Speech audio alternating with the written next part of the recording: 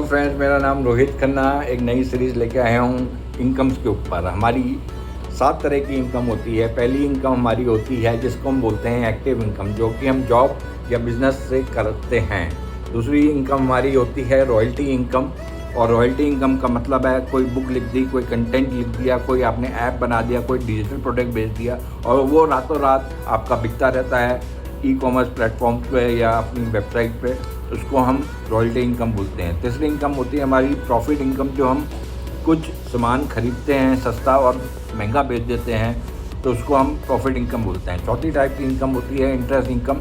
अगर कोई हम अपनी इन्वेस्टमेंट करें बॉन्ड्स में, एफडी में और डिफरेंट एसेट्स में, और जैसे कि राइट्स एक बहुत अच्छा प्रपोज़ल आया है, वहाँ पे अगर हम चाहें तो हमारी इंटरेस्ट इनकम जनरेट हो सकती है।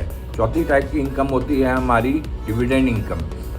तो डिविडेंड इनकम क्या होती है, जो कि अगर हम शेयर्स खरीदते हैं अच्छे पीएसयू के, फंडामेंटली स्ट्रॉन्ग रिजर्व, जिसके कैश रिजर्व बहुत अच्छे होते हैं, तो वो अच्छे डिविडेंड देते हैं। जैसे कि आईटीसी बहुत अच्छा डिविडेंड देता है, ओएनजीसी, कोल इंडिया, तो ये हमारी इनकम होती है। पांचवी इनकम हमारी होती है कैपिटल इनकम।